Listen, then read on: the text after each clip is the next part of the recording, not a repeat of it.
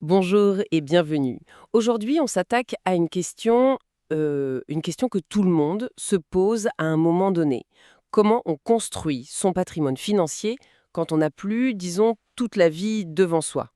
Oui, le réflexe serait de se dire qu'il faut aller plus vite, être plus malin pour rattraper le temps. Exactement. Mais en préparant notre discussion, ce qui m'a vraiment marqué, c'est que l'approche qu'on va analyser est l'exact opposé. Tout à fait. Le point de départ est presque déroutant. Le but, ce n'est plus d'essayer d'être brillant, mais de tout faire pour éviter d'être stupide. Ça a l'air d'être la même chose, mais ce n'est pas le cas. Pas du tout. La nuance est radicale. C'est un changement de philosophie qui repose sur une réalité mathématique en fait. Et le but de notre discussion aujourd'hui, ce n'est pas de trouver l'investissement miracle. Non, C'est de déconstruire cette nouvelle arithmétique du temps et du risque. La plupart des plans financiers qui échouent, ce n'est pas à cause de stratégies complexes qui tournent mal. ah non, c'est beaucoup plus simple. C'est à cause de maths de niveau collège en fait. Des calculs de base qu'on ignore. Et c'est par là qu'on doit commencer. Alors allons-y. Le calcul qui m'a le plus frappé, c'est celui sur les pertes. On pense, de manière un peu intuitive, que si on perd 50%, On doit regagner 50% pour revenir à zéro. voilà. Mais c'est complètement faux. Pour compenser une perte de 50%, il faut faire un gain de 100%. le double. Le double. Et ça, ce luxe de trouver un gain de 100%, on ne l'a plus forcément. Cette asymétrie change absolument tout. Oui. Et ça nous amène à une conclusion fondamentale. La première règle des intérêts composés, c'est de ne jamais, jamais les interrompre inutilement. TG. C'est ça. Une grosse perte, ça ne remet pas la case départ, ça met hors jeu. Et face à ça, il y a un outil mental génial d'un mathématicien allemand, Carl Jacobi. Ah oui. Son credo, c'était inverser, toujours inverser. Inversé, c'est-à-dire. Au lieu de se demander comment devenir riche, on se pose la question inverse. D'accord. Qu'est-ce qui garantirait à coup sûr que je reste pauvre ou que je perde tout? C'est pas du pessimisme, ça? Non, c'est une stratégie. C'est pour gagner en clarté, pour cartographier le champ de mine avant d'y mettre les pieds. Le succès durable, en fait, il vient moins de quelques décisions géniales que de l'évitement systématique d'erreurs catastrophiques. J'adore l'idée. C'est comme vouloir gagner un match en se concentrant juste sur le fait de ne jamais faire de faute. Alors, si on suit cette logique, c'est quoi cette recette de l'échec financier? Le premier ingrédient est sans appel. C'est celui qui est décrit comme le vrai tueur, l'argent emprunté pour investir, l'effet de levier. C'est le moyen le plus rapide de finir à zéro. Et zéro, c'est un chiffre qu'on ne peut plus se permettre. On a l'exemple du fonds Long Term Capital Management. LTCM en 98, c'est une histoire folle. On parle de types qui avaient des prix Nobel d'économie. Des génies. Ils pensaient avoir éliminé le risque avec des maths. Et ils ont utilisé un effet de levier monstrueux. Massif. Ils ont emprunté des sommes colossales. Une seule mauvaise série de paris a non seulement anéanti leurs fonds, Mais a failli faire s'effondrer tout le système financier. exactement. Ça prouve bien que l'intelligence ne protège de rien quand la dette s'en mêle. Le deuxième ingrédient de l'échec est plus évident, mais tout aussi dangereux. Dépenser plus que ce que l'on gagne. Ça paraît simple, mais la différence entre celui qui dépense 99% de son revenu et celui qui en dépense 101%, Est abyssal sur le long terme. c'est un écart qui se creuse de manière exponentielle. Une dette de carte de crédit, par exemple, c'est un anti-investissement. Ça compose contre soi, tous les mois, Sans pause. sans vacances. C'est une force invisible qui tire vers le bas en permanence. D'accord, ces 2 points sur la dette, c'est du classique, même si l'exemple de LTCM est une piqûre de rappel terrifiante. Mais le troisième ingrédient m'a vraiment interpellé. Ah oui, Le manque de fiabilité. On s'attendrait à lire ça dans un livre de développement personnel, pas dans une analyse financière. Qu'est-ce que ça vient faire là? Mais c'est au cœur de tout. C'est ça qui est fascinant. La confiance, c'est la véritable monnaie des opportunités. C'est vrai. Qui obtient une promotion? La personne fiable. Avec qui on veut s'associer? La personne fiable. Chaque promesse non tenue, chaque projet rendu en retard, ça brûle un pont. Et on passe son temps à reconstruire au lieu de bâtir. On perd un capital de confiance composée, en quelque sorte. C'est exactement l'idée. C'est un actif qu'on ne peut pas se permettre de gaspiller. Le quatrième ingrédient, lui, est plus discret. Il est qualifié de tueur silencieux. Le refus d'apprendre. Oui, l'arrogance de croire que ce qui a marché hier marchera demain. C'est l'illusion de la permanence. On se repose sur ses lauriers, on arrête de lire, de se former, et pendant ce temps, le monde change. Des compétences deviennent obsolètes. Donc il faut devenir une machine à apprendre. On n'a pas le choix, c'est une question de survie, vraiment. Et le cinquième et dernier ingrédient de cette recette de l'échec nous ramène à la psychologie. Les décisions émotionnelles. Voilà. L'idée, elle est simple, mais profonde.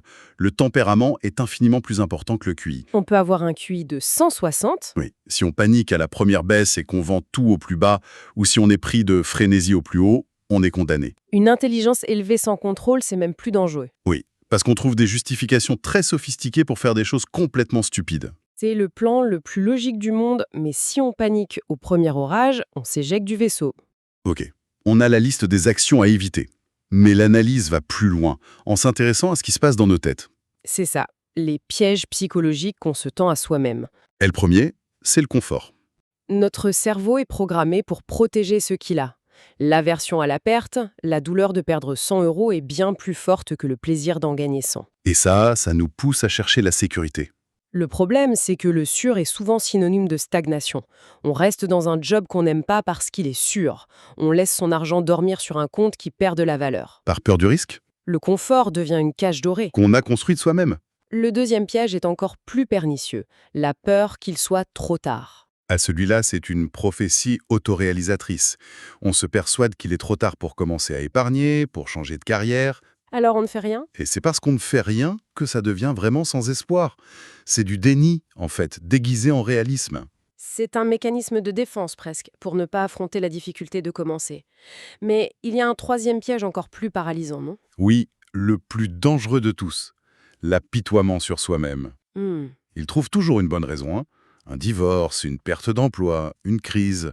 La vie distribue des coups durs, c'est un fait. Bien sûr. Mais l'apitoiement, c'est un poison. On commence à penser que le monde est contre nous, qu'on est une victime. Et une victime, par définition, n'a aucun pouvoir. On arrête de chercher des solutions. Alors que la richesse, finalement, n'est pas construite par ceux qui ont eu le moins de problèmes. Mais par ceux qui ont refusé de se laisser définir par eux. Chaque épreuve est une information, une opportunité d'apprendre. C'est une transition parfaite, parce qu'après avoir listé toutes les façons d'échouer, la question qui brûle les lèvres, c'est « d'accord, mais concrètement, on fait quoi ?» L'approche constructive, elle repose sur 4 piliers. Ce ne sont pas des secrets, mais des principes de base. Le premier, la préparation. C'est-à-dire, Apprendre avant d'en avoir besoin. Lire sur la fiscalité, l'investissement, même si on n'en a pas l'utilité immédiate. La plupart des gens n'apprennent que quand ils sont au pied du mur. et là, l'éducation coûte très très cher. Exactement, sous la forme d'erreurs. Le deuxième pilier, c'est la discipline. Faire ce qui doit être fait, qu'on en ait envie ou non.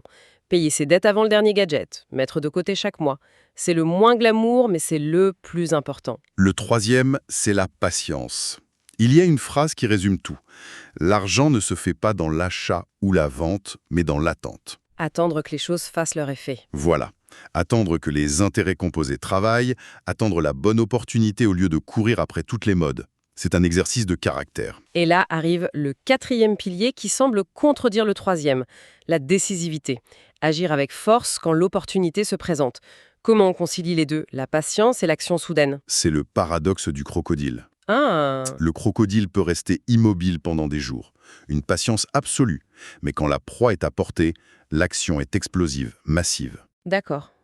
En finance, ça veut dire faire ses devoirs, définir ses critères et attendre. 99% du temps, on ne fait rien. Mais quand le marché offre une opportunité qui correspond parfaitement à ces critères, il faut agir, avec conviction. L'erreur, c'est d'être un peu patient, puis un peu agressif, sans stratégie. Tout à fait. Mais comment on sait quand agir?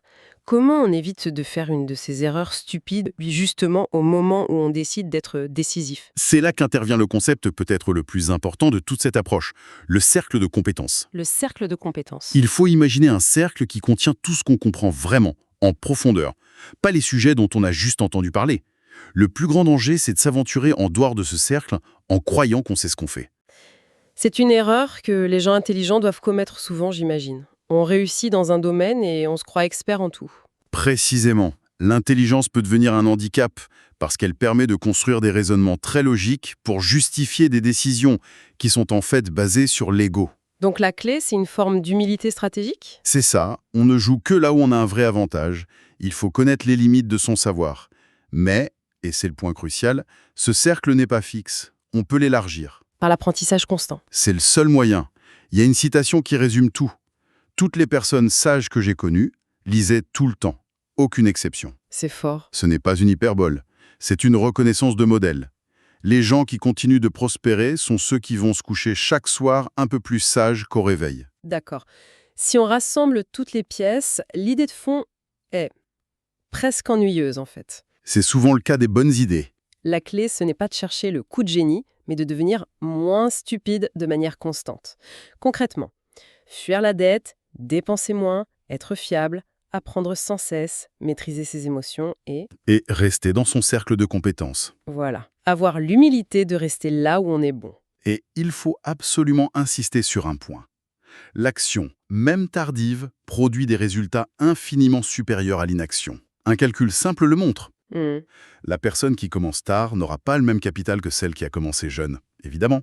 Mais son capital ne sera pas de 0, il sera peut-être de plusieurs centaines de milliers d'euros. Ce qui peut faire toute la différence. Ça fait et la différence entre la dignité et la précarité.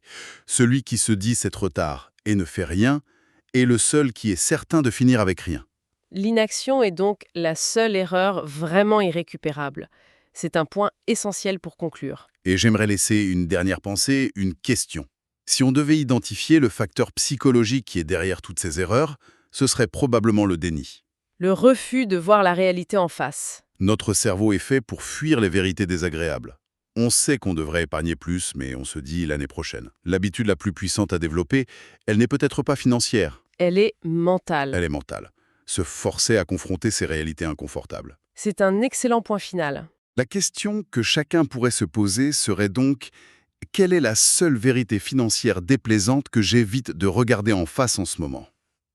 Confronter cette vérité, aussi douloureuse soit-elle, pourrait bien être le premier pas, et le plus important, pour appliquer tout ce dont nous venons de discuter.